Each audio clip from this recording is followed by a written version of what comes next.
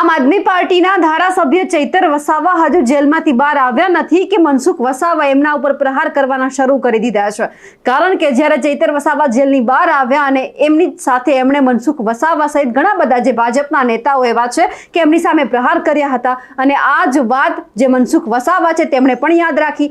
આજે એક કાર્યક્રમ હતો ખાતમુહૂર્તનો અને એ જ કાર્યક્રમમાં મનસુખ વસાવાએ પણ ચૈતર વસાવાનું નામ લીધા વગર પ્રહારો શરૂ કર્યા છે। નમસ્કાર, આપ જોઈ રહ્યા છો નિર્ભય ન્યૂઝ અને હું છું આપની સાથે રિદ્ધિ। ચૈતર વસાવા જ્યારથી જેલમાં હતા એ સમયે પણ મનસુખ વસાવાએ ચૈતર વસાવાની સામે પ્રહાર કરવામાં કંઈ બાકી નહોતું રાખ્યું અને એમની જ સામે ભાજપના નેતાઓને પણ ખખડાવ્યા હતા કે ચૈતર વસાવાની સામે તમે કોઈ બોલતા નથી, હું એકલો અવાજ ઉઠાવું છું, એમના જે કાંડ છે લોકોની સામે મૂકું છું। હવે જ્યારે ચૈતર વસાવા જેલની બહાર આવ્યા ત્યારે પણ એમણે ભાજપના નેતાઓના નામ લીધા વગર પ્રહાર કર્યા હતા કે આ બધાના કહેવાથી મારી સાથે આ થયું છે, મને જેલમાં મોકલવામાં આવ્યો અને મેં મારી જ્યારે અરજી આપી તેમ છતાં લેવામાં નહોતી આવી। પણ હવે જ્યારે રાજપીપળા અને જે દેડિયાપાડાને જે જોડતો યાલ મોવી જે બ્રિજ છે એમનું ખાતમુહૂર્ત કરવાનો કાર્યક્રમ હતો, આ ખાતમુહૂર્તના કાર્યક્રમમાં મનસુખ વસાવા છે તે પહોંચ્યા હતા અને એમણે ત્યારે પણ આદિવાસી જનતા છે, આદિવાસી લોકો છે તેમને કહી દીધું કે અમુક લોકો એવા છે કે જે આપણા તમામ લોકોને ભડકાવવાનો પ્રયત્ન કરી રહ્યા છે, 4 લોકોને સાથે રાખે અને પછી બધા લોકોને ભડકાવી જાય છે। એટલે અહીંયા સ્પષ્ટ જે ઇશારો છે એ ક્યાંક ચૈતર વસાવા ઉપર હતો। હવે સૌથી પહેલા તો મનસુખ વસાવાને સાંભળીએ કે એમણે ચૈતર વસાવા માટે શું કહ્યું છે। મુખ્યમંત્રીએ હવે ચિગદા તાલુકો અલગ બનવાથી એ વિસ્તારના જે ગામોનો વિકાસ થવાનો છે। 5 દિવસ પહેલાં હું મોતીભાઈ પરીસાબેન એ વિસ્તારમાં બધા આગેવાનો મારા સંજય પણ બધા જ હતા, અમે મિટિંગ કરી। આજે સતત સોશિયલ મીડિયામાં વિરોધ કરનારા લોકો અને કોઈને કોઈ રીતના જ્યાં યજ્ઞ થતો હોય ને પેલા રાક્ષસો યજ્ઞની અંદર હાડકા નાખે ને એ રીતના કેટલી એવી માનસિકતાવાળા લોકો જેને વિકાસ નથી ગમતો, મારો ઉલ્લેખ નથી કર્યો પણ તમને ખ્યાલ આવ્યો, આવો વિકાસ થતો હોય તો કયો ન કરે, યજ્ઞ થતો હોય કયો ન કરી રીતના આ રાક્ષસ વૃત્તિના માણસો એ યજ્ઞની અંદર હાડકા નાખે। ત્યાં ચિગદા માટે મિટિંગ કરી, ત્યાં કેટલાક લોકોએ કોઈ કોઈ રીતના એ વિરોધ દર્શાવ્યો, પરંતુ સરકાર મક્કમ નિર્ણય લેવામાં કોઈ પાછી પાની કરતી નથી। એને ધ્યાનમાં રાખીને આપણા બાળકોને સારું શિક્ષણ મળે, ગુણવત્તાવાળું શિક્ષણ મળે, અંગ્રેજી ગણિતવાળું શિક્ષણ મળે। જો નેગેટિવ વાતો આદિવાસીને ઉશ્કેરવાનો, ગેરમાર્ગે દોરવાના ઘણા બધા લોકો છે, પણ એનાથી આદિવાસીઓનો વિકાસ નથી થવાનો। સ્ટાર બેન્ડથી કુદાઈને આદિવાસીનો વિકાસ નથી થવાનો। આ વાત કહું તો મારી વાત લોકો નહીં માને, એટલે કોઈ સ્ટાર બેન્ડ વગાડશે ને તેની જ આખું ટોળું ત્યાં જતું રહેશે।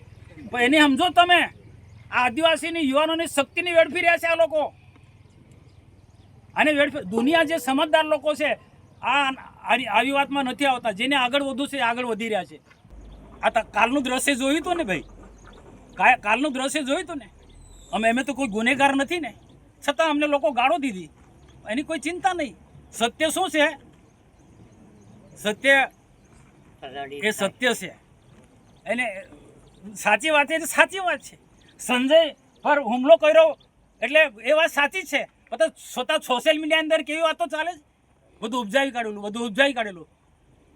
આ કેટલું, અને તેમાં કેટલાય લોકો વાત સાચી માની જાય, જુઠ્ઠું બોલે જોરથી બોલે એટલે લોકો માની જાય, જુઠ્ઠું બોલે અને જોરથી બોલે એટલે વાત સાચી માની જાય।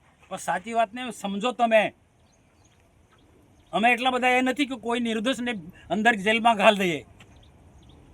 એક સજ્જન વ્યક્તિએ એને કર્મ કઈ રીતના કરવું એને ભાન હોવું જોઈએ।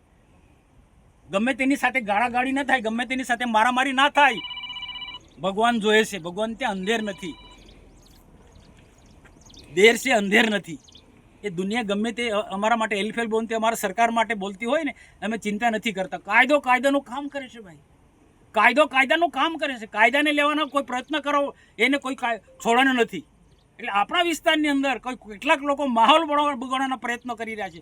જાહેર બધાને કહું છું, બધા જ લોકોને, અલગ અલગ ગામના અલગ અલગ તાલુકાના આગેવાનો છે, આગેવાનોની જવાબદારી છે ગામને સાચવવાની, કે યુવાનો ખોટી દિશામાં જઈ રહ્યા છે અને કેટલાક લોકો એને પ્રોત્સાહિત કરી રહ્યા છે।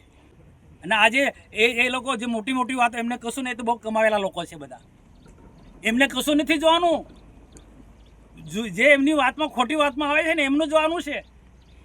એને બહુ આ બધા લોકો હું નામ નથી લઈશું, આ કાર્યક્રમ જો સમય આવશે તો નામ લઈશ, કોને ઓછા સમયની કેટલા કરોડો રૂપિયા ઓછા, કોની પાસે શું હતું ને આજે શું મિલકત વસાવી લીધી છે એ હું કહી શકું છું। નામજોગ એક નેતાને કહી શકું જાહેરની અંદર ને પ્રૂફ સાથે કહી શકું છું. કોઈ ડરવાવાળા નથી ભાઈ. અમે મહેરબાની કરીને કોઈ ડરાવવાના પ્રયત્ન નહીં કરે. કોઈ ડરાવવાના પ્રયત્ન સત્તા થકી અમે સેવા કરવા માંગે છે. સત્તા થકી પ્રજાનું કલ્યાણ થાય એ કરવા માંગે છે. સત્તા થકી કોઈને ડરાવવા માંગતા નથી. અને કોઈ બહુ સંચેડ છે ને સત્તા થકી કોઈને ડરાવતા એ બી આવડે છે. પછી કાયદાનું કામ કરે છે. હજુ કાયદાને અમે હાથમાં લીધો નથી. બાકી ઊંચા અવાજથી કોઈ વાત કરી શકે આ વિસ્તારની અંદર? કોઈ ઊંચા અવાજથી વાત ના કરી શકે. કોઈને ડરાવવાનો લોકશાહીમાં અધિકાર નથી. કોઈના પર ખોટા આક્ષેપ મૂકવાનો કોઈને અધિકાર નથી. ને કોઈ એમને સંછેડશે ને તે દિવસે અમે છોડીએ પણ નહીં. ભ્રષ્ટાચારની વાતો કરે છે. જે તે વખતે કામો થતા હતા એ વખતે ધ્યાન આપવું છે ને જે તે નેતાઓએ. તમે જવાબદાર લોકો છો. તમારા વિસ્તારની અંદર, તમારા તાલુકાની અંદર કોઈ કામ મંજૂર થયું, જે પણ હેડનું કામ મંજૂર થયું, એ કામ સારું થાય એ આગેવાનની જવાબદારી છે. તાલુકા પંચાયતના પ્રમુખની પણ જવાબદારી છે. ધારાસભ્યની પણ જવાબદારી છે. સંસદ સભ્યની જવાબદારી છે. કોઈ છટકી ના શકે ભાઈ. ટકાવારી જ્યાં લેવાની હોય તો લઈ લેવાનું, પછી તેની તપાસ માંગવાની. આ કઈ તમારો ન્યાય છે ભાઈ? જો મેં કાલે ચૈતરભાઈના 2 ઇન્ટરવ્યુ જોયા. એક સામૂહિક મીડિયા પાસે નો ઇન્ટરવ્યુ જેવું, અલગ બધી મોટી ચેનલો હતી. તો એ ચેનલ મેં ચૈતરભાઈ એવું કહે છે, મનસુખભાઈ તમારા વડીલ છે, જ્યાં ઘટના ઘટી ત્યાં પ્રાંતમાં એ 5 મિનિટ આવીને 5 મિનિટમાં કંઈક કરીને જતા રહ્યા. 5 મિનિટમાં શું માણસ કાવતરું કરવાનું? એ પોતે જ કહે છે અને મને વડીલ કહે છે. અને બીજા એક એનો જે પ્રિય મીડિયા છે એમાં વિશેષ પ્રમાણમાં ઇન્ટરવ્યુ આપે છે કે આખું કાવતરું મનસુખભાઈએ કહ્યું છે. ત્યાં આવ્યા, ત્યાં રોકાયા, બધું પ્લાનિંગ કર્યું, ખોટી ફરિયાદ ઉપજાવી કાઢી. બીજા 500 આગેવાનો હતા, નામ નથી લીધું, પછી અધિકારી હતા.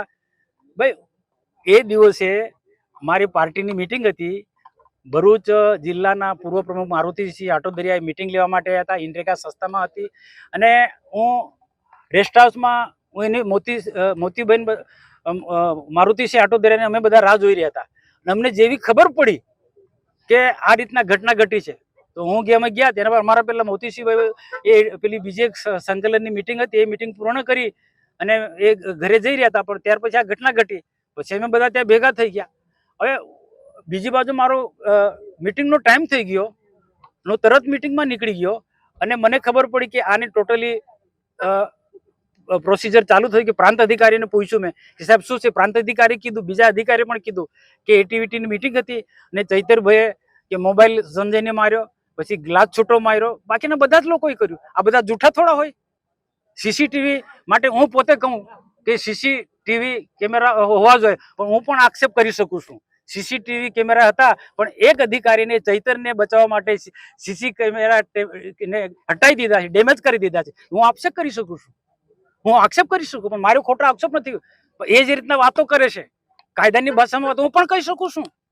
ને મને શંકા છે પ્રાંતની કચેરીમાં સીસીટીવી કેમેરા કેમ ના હોય? એ હતા ને એ સીસીટીવી એમના પ્રિય અધિકારી હટાવી ના લીધા હોત તો આજે હજુ જેલમાં હોત. સોશિયલ મીડિયામાં સાહેબ એવું ચાલે છે કે ચૈતર બહાર આવે એટલે તમે બધા ખાતમુહૂર્તો કામ કર્યા છે. તદ્દન ખોટી વાત છે. સરકારમાં મંજૂર થયેલા કામો ભરૂચ નર્મદા પૂરતું નથી, આખા ગુજરાતમાં ખાતમુહૂર્ત થાય છે. મુખ્યમંત્રી ખાતમુહૂર્ત કરવા જાય છે ને સમય જે ખાતમુહૂર્ત ના કરે તો કામો ક્યારે પૂર્ણ થવાના છે? આ તો જેને નાચવું નથી એને આંગણું વાંકો કરવું છે. હવે હું ગુજરાતમાં આમ આદમી પાર્ટીના કેટલા લોકો છે, હવે ત્યાં પાર્ટીને મજબૂત બનાવવા માટેનો એમનો અભિગમ છે, એમના કાર્યક્રમો છે. એટલે સરકાર પર આક્ષેપ મૂકો, અમારા પર આક્ષેપ મૂકો અને સોશિયલ મીડિયામાં એ હાવી થઈ રહ્યા છે.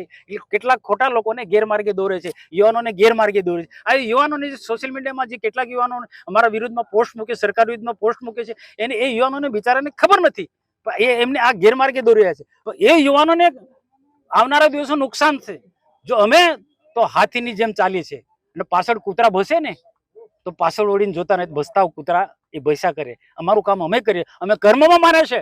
અમારા મોદી સાહેબ રાષ્ટ્રના ઉન્નતિ માટે અનેક પ્રકારની યોજના લઈને ચાલે. ભૂપેન્દ્ર પટેલ સાહેબ પણ એ રીતના કાર્ય કરી રહ્યા છે. ટીકા કરનારા લોકો ટીકા કરે છે. આજકાલના ચૂંટાયેલા લોકો ભૂપેન્દ્ર અને ભાજપના દિગ્ગજ નેતાની હરોળમાં આવવાના પ્રયત્નો કરે, પણ ક્યારે આવવાનો છે? ક્યાં રાજા તેલી, ક્યાં ગાંગુલી? મનસુખ વસાવા કે જે અવારનવાર આપણે સાંભળ્યું છે કે ચૈતર વસાવાને આડે હાથ લેતા હોય છે, આજે પણ એવું બન્યું કે કાર્યક્રમ હતો ખાતમુહૂર્તનો અને જવાબ એમણે સીધો જ સંભળાવ્યો છે ચૈતર વસાવાને. પણ હવે જે આક્ષેપ કરવામાં આવ્યા છે તેમને લઈ આપ શું માનો છો, કમેન્ટ કરીને ચોક્કસથી જણાવજો. સાથે જ અમારી નિર્ભય ન્યૂઝ ચેનલને લાઇક, શેર અને સબસ્ક્રાઇબ કરવાનું ભૂલશો નહીં. નમસ્કાર.